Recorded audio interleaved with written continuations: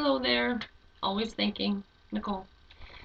Wanted to do a brief, well, I'm going to try and make it as brief as possible, video on some of the thoughts that I've had about what could possibly be making the Mandela effect.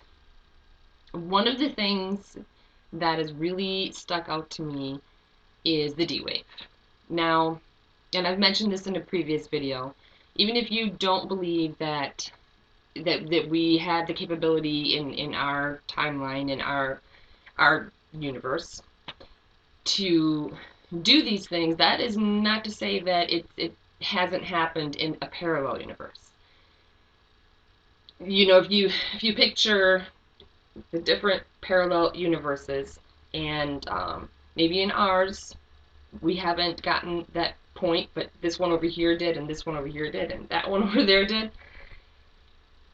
The way that I picture it is, if you have them, and like that one guy had mentioned in his big spiel when he explained about how the D wave worked and whatnot, he made the reference to reaching from our universe into a parallel universe to snag some of their resources. So if you can picture, let's see, here's a parallel universe and here's one, and one of them is ours. And you reach between them to snag something, some resource. It seems to me that they would, I wish that, this is really hard to give a graphical representation with my hands. It seems to me like there would be a melding between the two, that they would merge slightly, even if it's just for a few seconds.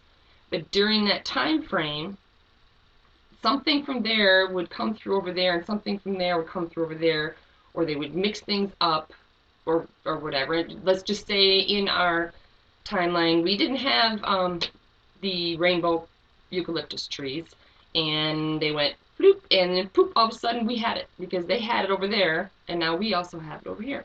Make any sense? So that's kind of where my mind is going right now concerning the D wave. And I might just toss these away.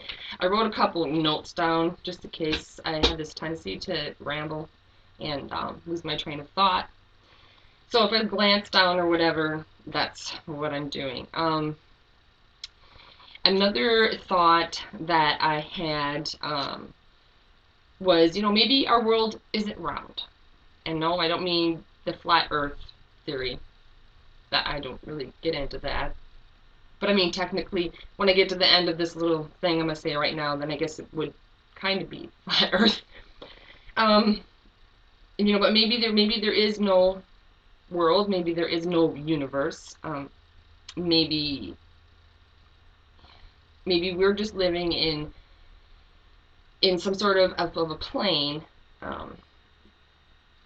You know what?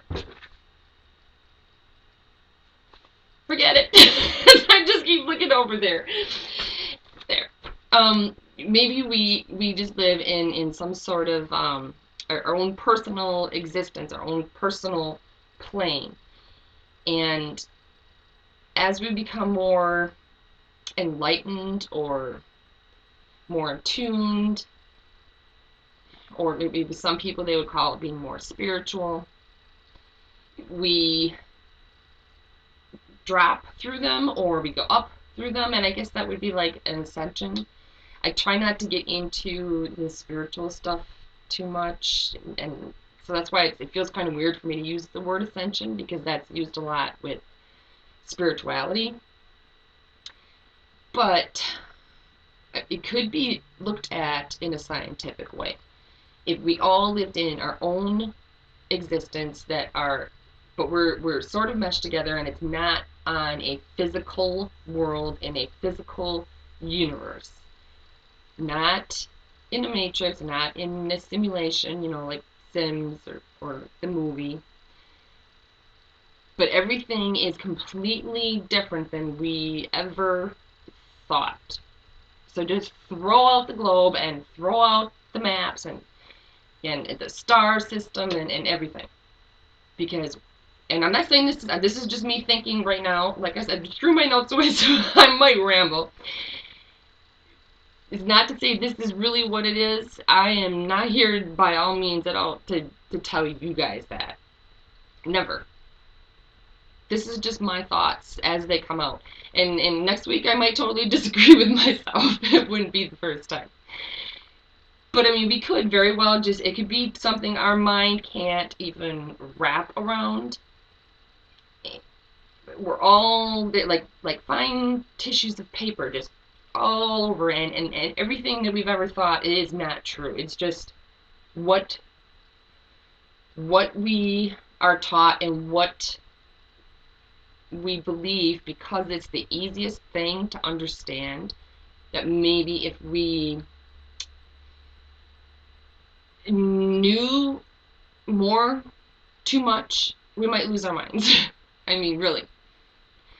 To give you an example, I, like a lot of you, when I first learned about the Mandela effect and heard about suddenly all of these examples, I was overwhelmed. I turned off my computer and I had to walk outside for a little bit, and I just kept saying, no, no, this is really fucked up and this is really weird. Sorry about my language. But now, you give it a couple months, it seems like perfectly normal. It's like, this is my reality now. And I'm okay with it. It works. It doesn't freak me out anymore. Occasionally, if something pops up, which they really haven't too much recently, but when something pops up, a lot of times I just laugh and shake my head. It's just, it becomes life. So, see, there I started rambling off. To get back to what I was saying, we're fed little pieces of little bit of information of really weird stuff, a little bit at a time. We adjust to it, and it just becomes a normal, natural part of life. If we were suddenly bombarded, with something really mind-blowing, we might lose it. We might. Very, very good chance a lot of people would lose it, I mean, look at the beginning of a couple months ago when a lot of the YouTube videos were coming out. I mean, there was a lot of people that, were going, a lot of religious people that said this is the end of the world, and, Satan's changing our books, and just panicking and freaking out.